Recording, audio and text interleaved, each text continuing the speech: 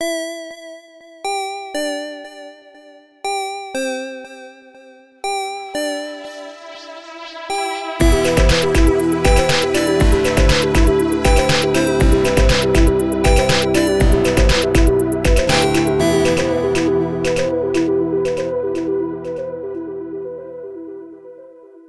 sitting here in a bit of a stunned silence because we just finished our bake sale stream. We streamed for just a little over 10 hours, and it was just mind-blowing the way that you all showed up. We had more people in our stream than we've ever had before, and people there all throughout the day. People were so generous with their donations and their words and their time that at the end you left all of us speechless. So thank you to everyone who showed up today for the bake sale stream, and thank you to everyone who shows up here every week. You show us time and time again what a wonderful community you are, not just to us but to each other. So thank you. The AMA for Urban Shadows was a little longer than expected because a lot of people had really good questions. And so the AMA is going to be 2 weeks for Urban Shadows. And then we will pick up with episode 26 the following week. I know sometimes people don't necessarily listen to the episodes that aren't the main show, but I would highly recommend listening to the AMA. We recorded it last weekend, and there was a lot of good conversation that came from it, and a lot of little interesting details that came out. As well as at the end of the second episode of the AMA, I have strung together all of the outtakes from Urban Shadows. So thank you again. I think with that, it is time to get into the episode.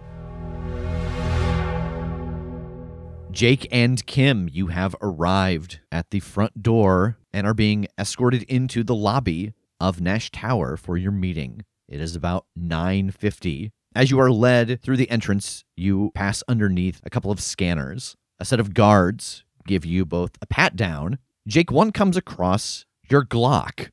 Yeah, which I calmly am like, yep, sorry, everyday carry, but by all means, take it. They do, and hand you a tag. You'll get this back at the end of the meeting. Thank you. Right this way to the elevator. Thank you. And they lead you over to a elevator on the far side of the room, scan a key, and it opens. Step inside. Yep. The elevator door closes, and you slowly start to rise to the top floor. Down south in Texas, Megan and Tass, outside of a big old barn with a very large double gray door standing with a Pegasus, a Nightmare, and Selena. What are you two up to? I think I'm watching the clock here, and I know that they're at least close to going up and going in, so I would like to roll my devil inside, please. All right. That's a 12. All right, so what are your 3? I'm going to have my demonic weapon, gain 1 armor, and I think a +1 forward. I'm going to try and prepare some smoke bombs to have on hand when I go in here, so I'd like to let it out. All right, roll it. Now, would you consider right now being part of a hunt? Yes. Cool, so I get to roll with blood instead of spirit then. Okay. 13. All right, so do you want to ignore the complications or not take the point of corruption? I'll take the corruption. Okay. Selena is waiting at the door. She has got her silver doorknob inserted into this double door. What is the... How do I want to ask this? When this door opens, what's the plan going through? Like, is somebody riding a horse? Is Selena hopping onto something? Like, what is your breach here? I think I'm leading the charge. I don't think I'm riding either of the horses because I'm trying to lead the way, lead the distraction, while Megan is nearer the back, maybe on or between one of the horses, ready to mow anybody down. Selena probably with you? Yeah, I think we could be on the Pegasus behind, at least at first, just to kind of get in and get moving and get our bearings. Okay. Both of you on the Pegasus? Oh, yeah. There's one unridden horse and one double-ridden horse. The Pegasus is like, why did I agree to this? The Nightmare feels lonely. It's like, oh. We're actually sitting on each of the wings. God, that would be tiring. Oh. The Pegasus cannot fly. It's so strong. Yeah. All right, so back at Nash Tower, The elevator doors open into a long, nicely decorated hallway. There are 6 guards in this hallway, positioned about 20 feet apart, and it leads down to a dark double door with a silver simple plaque on it that reads Aiden Chambers. I allow Kim to lead the way as the higher authority of the two of us. Yeah. As the elevator doors open, I will take a deep breath and squeeze the pieces of amber that I have in my pocket and walk towards the office. As you both move down the hallway, the guards don't seem to acknowledge your presence. You get to the double door, and it very quietly opens. The room in front of you has a large skylight at the top, picture windows all around, and there is a granite desk sitting in the middle of the room. It is flanked by 2 gargoyle statues. At the table, sitting in a white suit with a white tie and a black shirt, is Aiden Chambers. I tug on my earlobe as I'm walking in. You're going to have to let me know who decorated this place, Aiden. I'm about to have to furnish an office of my own. Megan and Tass, you both hear this clearly. Aiden smiles and stands, buttoning the second button of his jacket and moving around the table with his hand extended. I will shake it. I have to say, when Benson told me that you had requested this meeting, it made me very glad. I think trying to set things right before Nash arrives is really best for all involved. There's been enough bad blood and infighting amongst the factions, but that was Strome's business. I think it's better if we try to move forward in a more harmonious relationship. Jake, what are you doing while this exchange is happening? I think I'm probably just like meandering around a little bit. Like, does he have, I mean, I know it's very well furnished, but if there's stuff that like I could reasonably be looking at, like admiring the things he's got on the credenza or whatever, and just trying to get a read on this place overall. Yeah, why don't you study a place of power? Okay. Oh, 8. All right, and with that, you can mark night. And the thing that you notice as you look around Aiden's office is those dark spots in the north and south corner. They're fairly large, but it's set up to look like the lights in the room are creating those shadows, but you can tell that it's something a little more than that. But I think the main thing that you notice is that this granite desk at the middle of the room looks like a solid piece, but you can see very small scratches on part of the desk that makes you think that in an emergency, someone could duck underneath it and the top would close around it, making a solid granite container like a panic room. Does it seem like those are like runes? Like this is a magic effect? Or is this like something engineered? And it seems like it's something engineered. Like the scratches are not necessarily what do it, but a result of it having happened before. Okay. Well, if the opportunity seems to present itself as we're just kind of like talking, if he is moving around the office and stuff, I will try to kind of get between him and that desk and hold that position until things start popping off in case he does like dive for it. So what you're trying to do, keep between him and his desk and make it not noticeable. I think this could either be a mislead, distract, or trick, or a keep your cool. Like, is this a pressure situation where you're watching very carefully where he moves and adapting to it, or are you initiating things to make it so that you step a little too close so that he steps away? And so, okay, looking at the options for mislead, distract, or trick, I don't feel like any of them quite cover it because I'm not creating an opportunity. I'm like trying to take away an opportunity almost. Yeah. So I feel like this is more a keep your cool. Okay. I'm trying to position with caution and go unnoticed in the process. All right. So what is the situation you want to avoid? I'm trying to take the best position to interfere with him getting there. This dude can already turn into smoke. I don't want to give him any additional opportunities to get away with it. So, okay.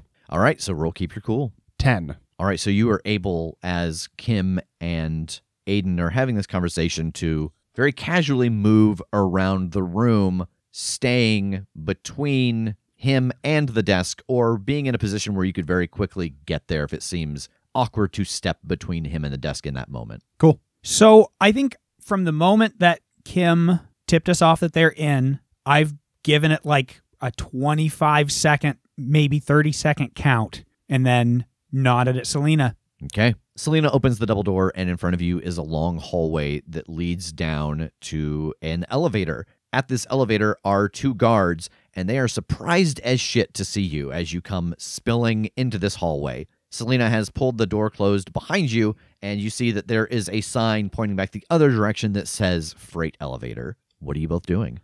Charging these guys. All right, turn to violence. With my +1 forward, that's a 10.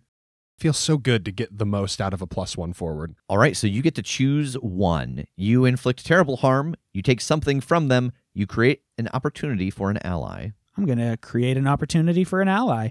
Okay, how much harm do you do? I do 3 harm, but I'm going to activate one of my armor-defeating fire horse gift hairs.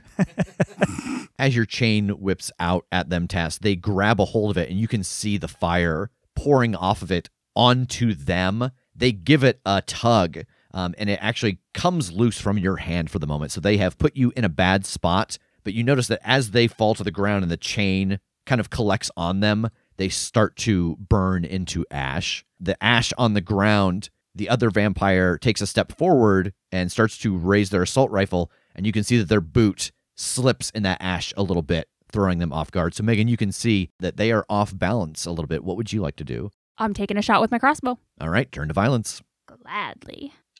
11. Megan, as you fire off this crossbow bolt, the second guard starts to spray the assault rifle into the hallway. He is going to inflict harm on you, but on a 10+, you do get that additional choice. What would you like to choose?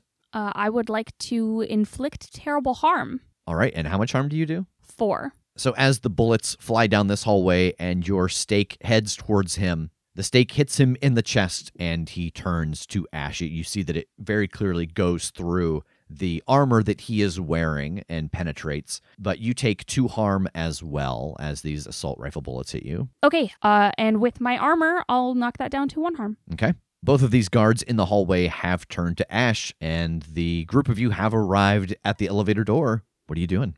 I'm probably still tripping over myself trying to get my chain back. Yeah. And then checking the elevator, like trying to see if it needs a key card or like anything specific. Yeah, you do see that there is a scan pad. There are no buttons or anything. Okay, then I'm going to go through the ashy pockets and see what else is left from these 2 guards. Yeah, you do find a scan card on each of them. All right, everybody cram in. Yeah, I get down from the Pegasus and I just help nudge everyone to get squished into this elevator. Okay. You get inside and you scan the key card and it starts to move you towards the top floor. As we're going up, I'm tugging on my ear. The second that we're up, I'm going to be bursting through this door. Everybody scatter for these things in the darkness, do whatever other distractions, but I'm going straight for Aiden, so be ready, Kim. Up in Aiden's office, Aiden has started to pour you and himself a drink, Kim. So what would your proposed change be? How can we set this right between us? Well, you are obviously a very smart and very prepared man, but sometimes having a little advanced knowledge of what's to come can't hurt, and that's something that I'd be willing to do for you. His eyes grow a little brighter at that. In exchange for the safety of myself and the members of my faction, of course. Well, yes, of course. We actually have a number of deals with other heads of factions exchanging gifts for gifts. I have provided any number of things to other factions, and they have provided me with things that are a specialty of theirs. How exactly would you see this working out? Are you looking for protection? Would you like some of our forces to stand with yours on guard at various locations? What exactly would the terms be? What would the quid of this pro quo be? He does not say that. He says with absolute confidence. Is this where we're finding out that Aiden Chambers is just Michael Scott? Aiden Chambers has been getting like Cyranoed the whole time.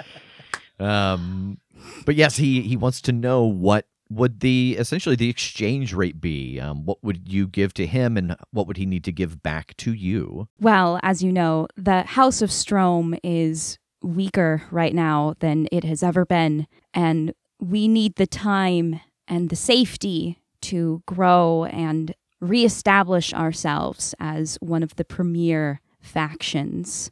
If you could offer up some of your people as protection while we do that, perhaps guarding our building or assisting us with defenses while the House of Strom strengthens and reestablishes ourselves. I think that would be fair. Kim, I'm going to ask you to mislead, distract, or trick. 7. All right, so you pick 2. Definitely you confuse them for some time. I think he is fully engaged in this conversation and this idea. Fantastic. And I think knowing that Megan and Tass are about to come in, I would like to create an opportunity for them. Okay, and what do we think this opportunity looks like? You know that they're getting ready to come up into an elevator that has 6 guards in it. What's the opportunity that you're trying to create for them in the room here? Aiden says, I love it. Let's talk about it without any of my personnel. And then he sends them all off out the window. Out the window. Get out of here. But you know what? Take the stairs.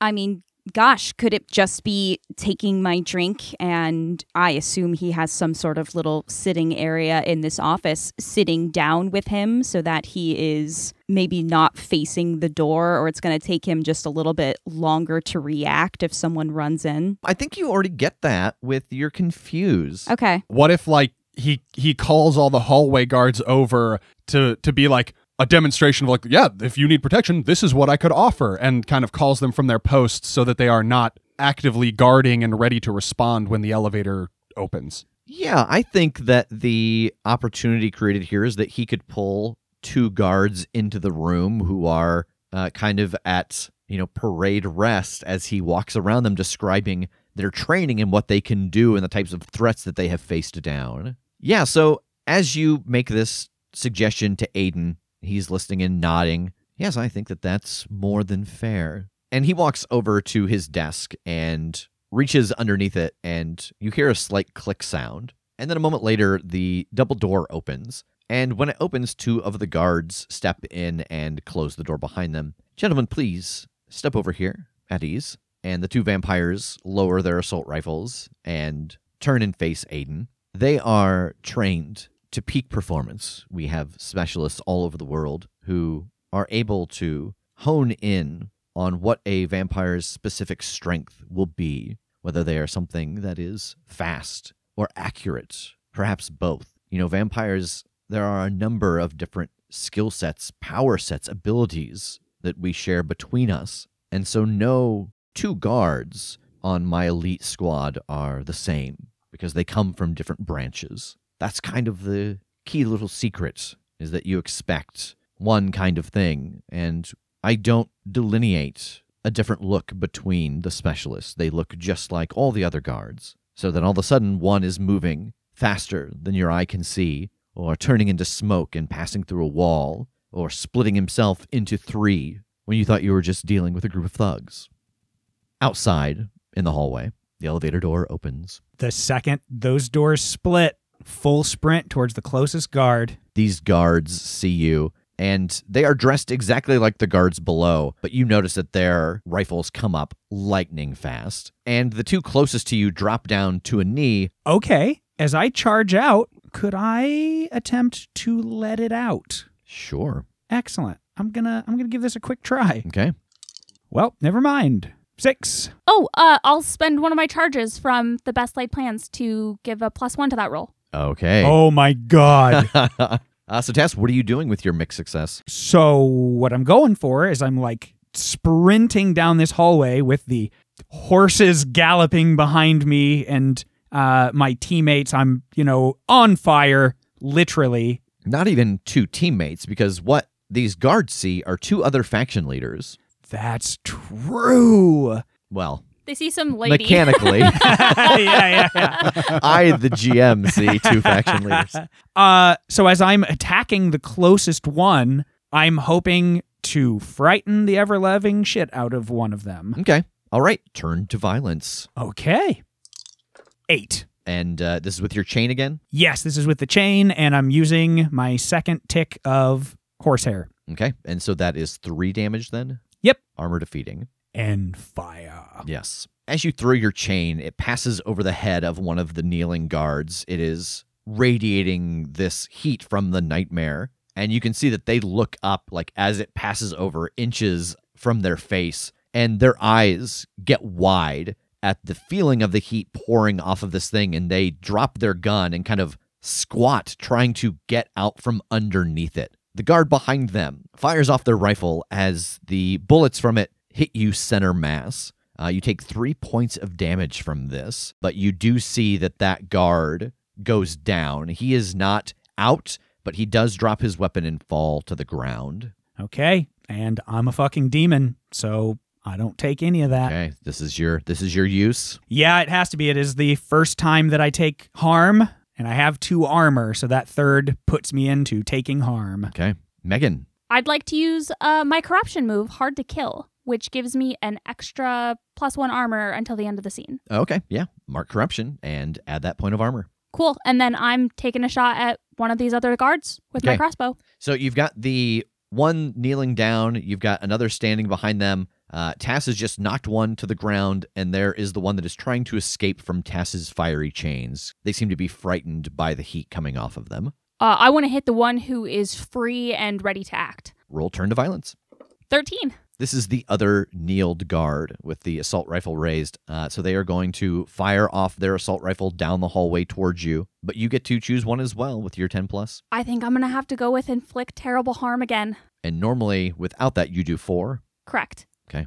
So you take 3 points of harm as this assault rifle fires off at you down the hallway, but you do see that your crossbow bolt hits them square in the chest. They also go down, but you can tell that they are still alive, if just barely. It seems that the armor they're wearing protected from a little bit of that. Selena runs up to the one that is trying to scramble away from Tass's fiery chain, and she pulls her mask back and latches her mouth onto his face, and you see him shrivel instantly into just a dry sack. Oh, Queen! Princess Souffle seems to not be comfortable with the sounds of the gunfire, and she backs up a little bit in the hallway, but Sweet Vendetta continues to charge forward, and Megan, the one that you shot that was knocked backwards, Sweet Vendetta rears up on their back legs and comes slamming down with their front 2 hooves on that one, and it bursts into ash. Tass? I think the one that has not been hit yet, I am standing to take a swing at now. All right, roll turn to violence. Okay. That's a 10. All right, and this is once again with the chain. Are you using the final horsehair, or are you holding that back? I think I'm going to go ahead and use it. As they are hit with this chain, you can see very quickly that they gauge the temperature of the room, and they start to sprint towards you. As they do, they turn into mist, and you can see that they are making their way towards the elevator shaft. You do get an additional choice because of your 10+. I am struggling to think of how, but I think I want to create an opportunity for an ally, like maybe turning up the heat as I see him start to mist, like maybe hurts a little more, like he almost stutters out of the mist form for a moment on his progress. All right, how about this? Because I don't want to negate his choice of the opening to flee. Yeah. But you could create an opportunity for an ally. Princess Souffle has backed up into the hallway, and this vampire is turning to mist. She just starts to flap her wings, making it so that he can't get into the elevator shaft and away unless she stops flapping. Okay. I like it. Okay. So Princess Souffle, at the moment, will be stuck here, and if she moves on, this one will be able to escape down the elevator shaft. All right. Megan. I'm pulling out my hand axes, and I'm going to take out this last one that's on the ground still. All right, turn to violence. 8. And that's 3 harm and holy. All right. As the axes land in their chest and you can see the glow starting to pour through them, they look you dead in the eye and breathe out this blue, viscous material that splatters you in the face. You take 1 point of damage. It is armor defeating as this poison gets like around your eyes and mouth. But the hallway is now clear. We have Princess Souffle in the back, flapping her wings, keeping this mist vampire stuck in this tiny little cyclone. Sweet Vendetta, Selena, Megan, and Tass all by the office door. I tug on my ear. We're in the hallway. I'm about to crack this door. Vendetta, Souffle, get ready to crash in. You can let that one go. Here we go. As I sprint down to this door, like, is it key locked and stuff too, or do I think I can just rip this thing open? You think you can rip it open? All right. I rip the doors open and step out of the way for a Pegasus and a nightmare. Inside the room, Jake, you have been maneuvering around, trying to stay between Aiden and his desk. Kim, you have been talking with Aiden, keeping his attention focused on the things that he could gain from a relationship with the House of Strom. And drinking a 10 a.m. bourbon. As he displays for you some of the skills of his guards. The double door of the office is pulled open, and there's a brief moment as Aiden becomes aware that the door is opening, but not really sure what's happening. In through the door rushes a flaming horse and a Pegasus, just charging through the room. As they do, the two gargoyles glow, and there is almost an invisible shimmer that starts moving towards the two of them. They are followed closely by Megan and Tass and Selena. What is everybody doing in this moment? I am looking for the shadowed corners, and I'm throwing a smoke bomb into one of them. All right, roll Study a Place of Power.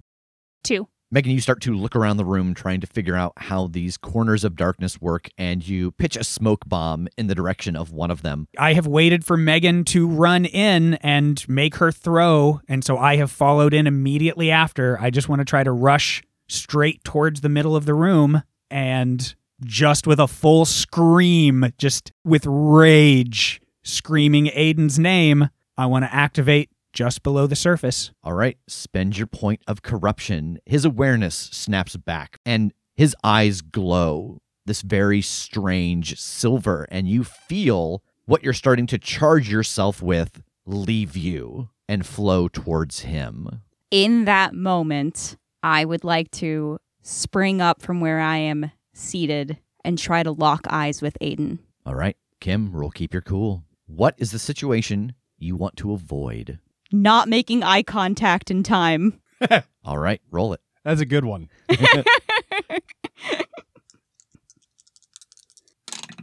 That is a 6. I'll use another charge to make that a 7.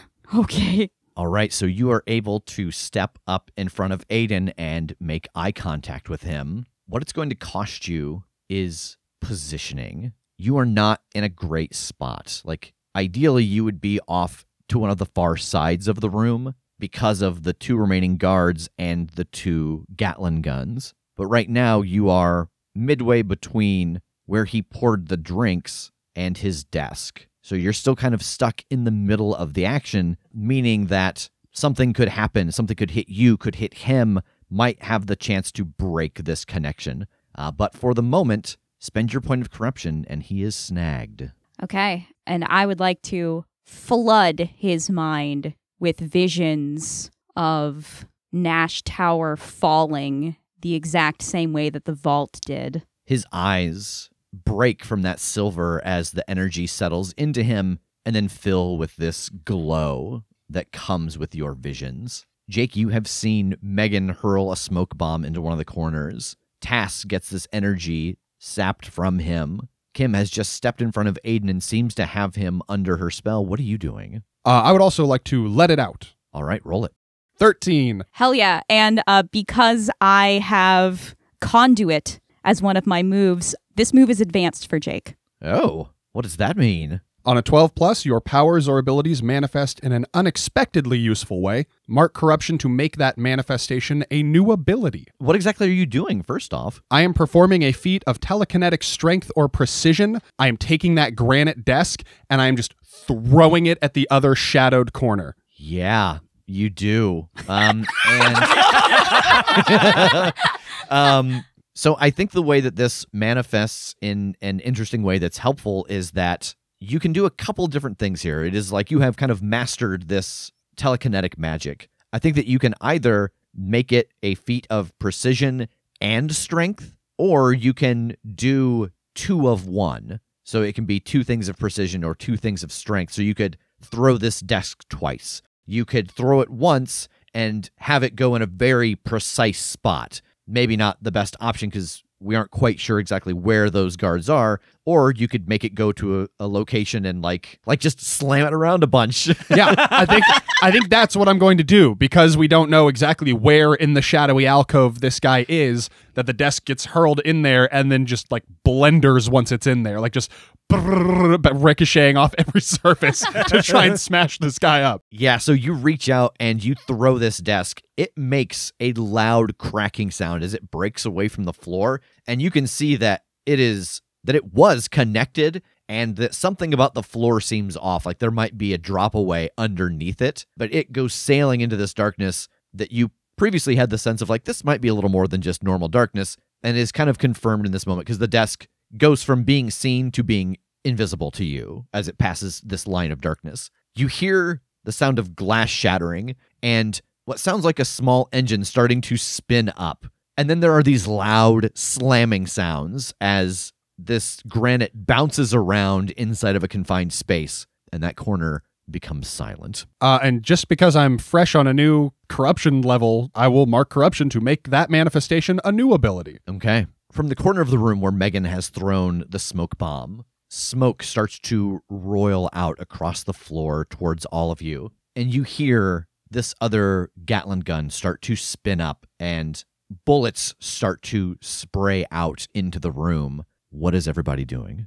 I'm going to die for Aiden's ankle. I'm going to try to get the knife. All right. As Jake is diving for the knife, I'm diving to get myself between the gun and Kim so that she can keep eye contact. Okay. Yeah, I'm not moving. I need to maintain eye contact with him. Okay.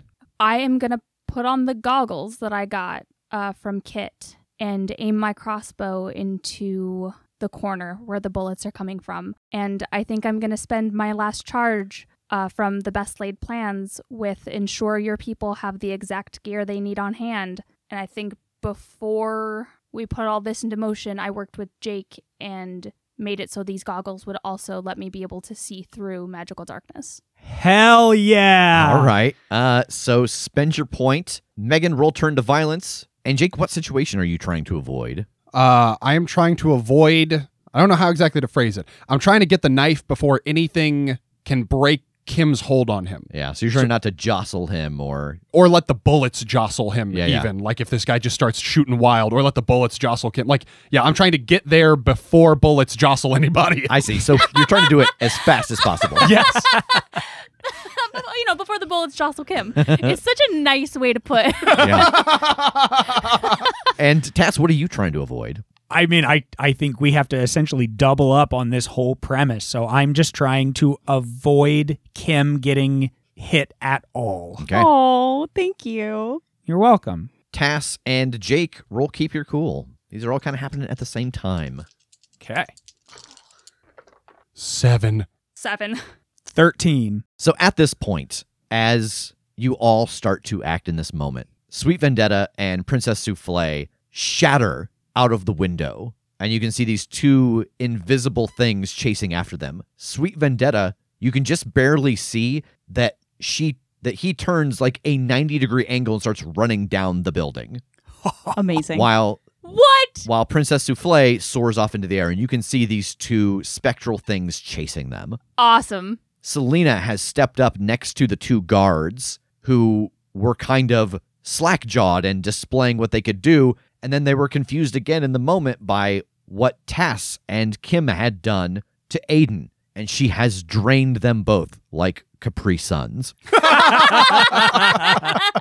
Megan, you have turned on the goggles that you and Jake had worked on to pierce this darkness and fire your crossbow towards the gunner of the Gatling gun. As I said before, this gun was starting to spin up and bullets are flying out of this space. You do see that the crossbow bolt passes through the darkness, and you can see him sitting on a little stool in a box behind some glass. And there is a square cut out in the glass where the muzzle of the Gatling gun pokes through. And the crossbow goes right through the corner of that square into his chest, and he bursts into ash. But as he does, the bullets pepper this room. Everyone in the room, Selena, Tass, Megan, and Jake, get hit by this. Aiden and Kim do not, because Tass absorbs these hits for them. Everybody takes 4 points of damage, not armor defeating. Whoa. As this Gatling gun peppers the room with bullets before winding down. As an unarmored individual, thank you for the clarification that it's not armor defeating. I don't remember. I looked it up a long time ago, but one of the largest, fastest Gatling guns that was used during Vietnam, Puff the Magic Dragon, could fill every square inch of a football field with bullets in like 1 minute. And so just think about that In a room. in a room. Ugh. Oh boy, even with my 2 armor, that would kill me. I have 2 points left that I can take. So I'm going to do something I don't think we've done yet, but I'm going to take a scar instead. Oh, yeah. Why don't you let everybody know what this does? Sure. So with scars, when you suffer harm, you may always ignore that harm by marking a scar. Scars represent your character pushing through the immediate situation at some permanent cost, ignoring harm suffered by immediately reducing one of your main stats. So in other words, you get to decide when your character dies from massive trauma by choosing or not choosing to negate lethal injuries before they happen at a steep price. So there's 4 that you can choose from that take away one of each of your stats. And I'm going to go with Shattered, which is -1 blood. I think that makes the most sense with being riddled with bullets. Yeah. What does this look like? You know, what does the scar look like? Yeah, it's interesting because it's like you don't technically take the hit, but you're scarred from whatever you've done to not. So is it like bullets ripping up your armor and your stuff to like twist? Like, I don't know. I'm we so could intrigued. totally flavor it that way. What it says in like the actual game, shattered means frightened, weakened, and overly cautious. Shattered characters hesitate when they should move, and their attempts to turn to violence or escape a situation often come up short. Intriguing. Yeah, these seem like psychological Yeah, scars. okay. Because, like, Yeah. even though they all sound kind of physical, the stats, I assume they relate to the stat they modify. So, like, fractured isn't like a broken leg. That's -1 mind. That's like your mind is broken from this thing. Or Yep, confused, disoriented, and disjointed. Oof. And which one did you say you were taking? I'm taking shattered. So, and that means hesitant to act. I'm like frightened. Like frightened and overly cautious, yeah. I think that you see the other members of your team getting hit with these bullets and knowing that your job was to take out the 2 gunners, and it suddenly makes you feel a little more hesitant about, you know, those kinds of decisions of, oh, let me take care of this. I will do this. You feel that kind of weight on you, but you don't take that damage. How are the 2 of you sitting? Not bad. I could definitely be worse. I could take 1 more before I perish. I am at 4 harm. Okay. But as a result of this, Tass has protected Aiden and Kim. Jake has gotten the knife off of Aiden's ankle. As soon as I see this and like the room is actually relatively still, I'm sprinting over to the door and ripping the door handle off. And I'm pulling out the trog door handle and trying to attach it. And I think as you run over to the door and start to fiddle with the handle, you do notice that the elevator at the end of the hallway is no longer sitting on this floor, and it's moving up towards this floor, and that vampire that was left behind by Princess Soufflé is no longer here. They're on the way up. We gotta go. I am going to use one of my corruption abilities. Now that we have the knife, I'm going to call out, do we need anything else with Aiden or anybody in here? I don't think so. Do we have the knife? I hold it up. She looks at it. Can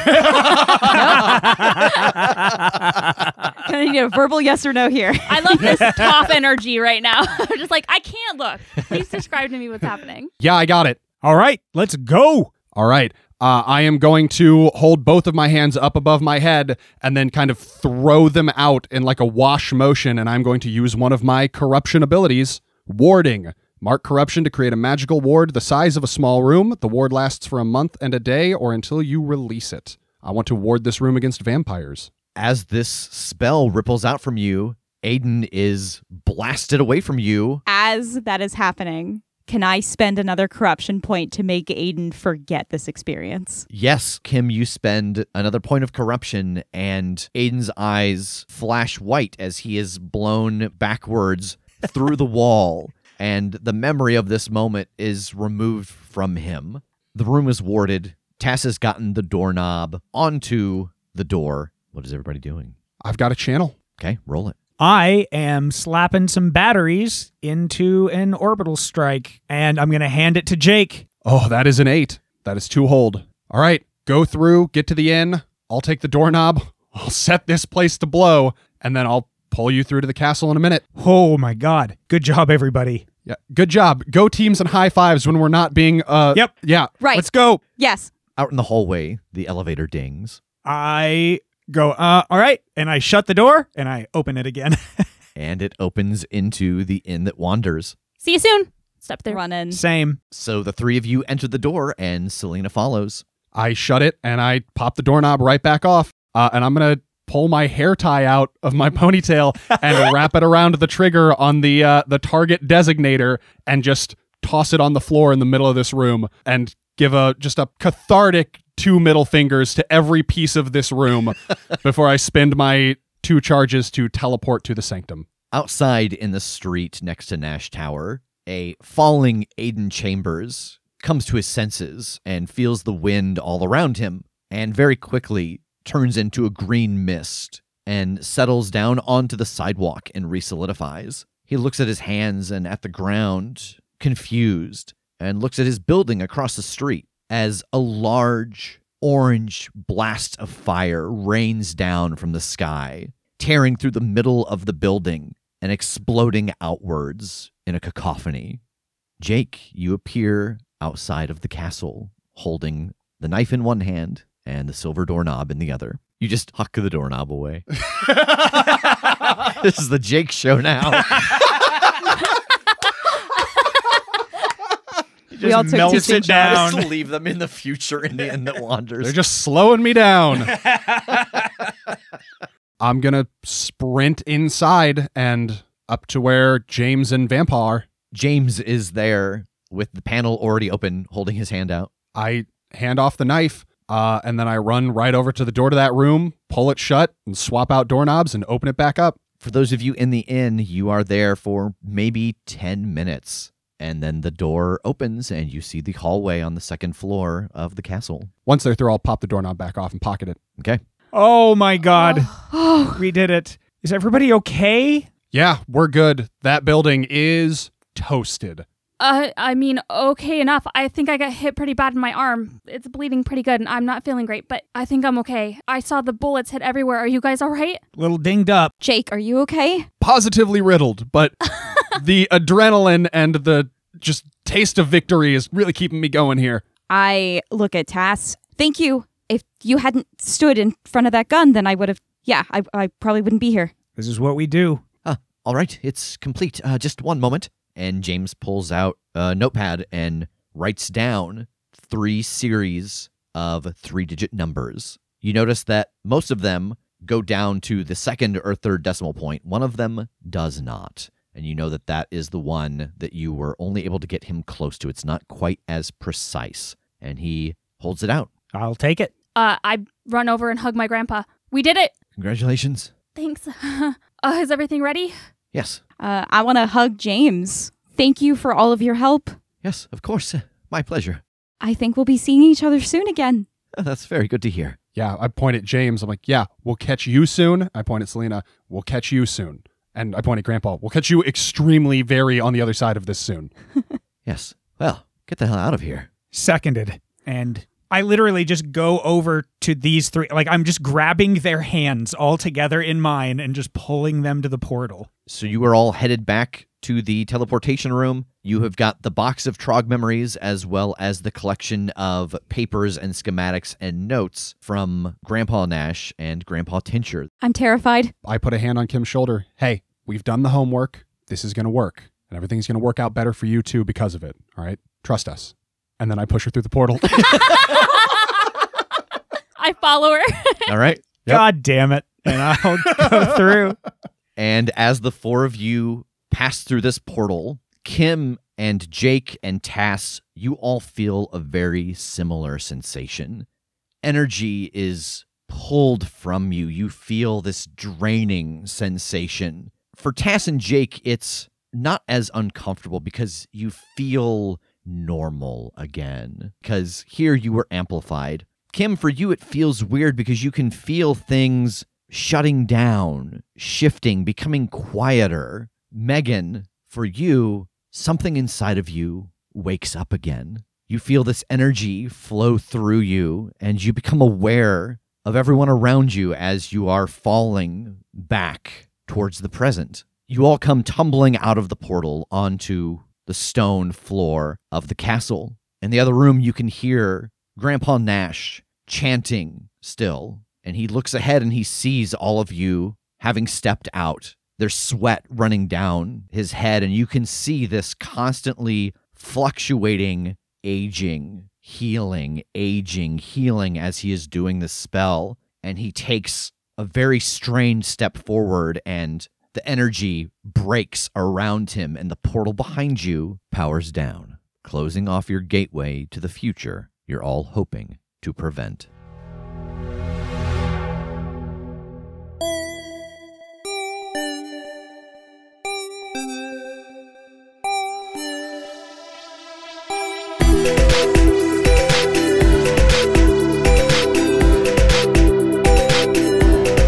The Critshow is a Critshow Studios production, edited and produced by Brandon Wentz with music by Jake Purley. You can find more information about us at thecritshowpodcast.com. To keep up to date with upcoming live shows, contests, and other special events, follow us at The Crit Show on Facebook, Instagram, and Twitter. For even more weekly content, join us at patreon.com/thecritShow.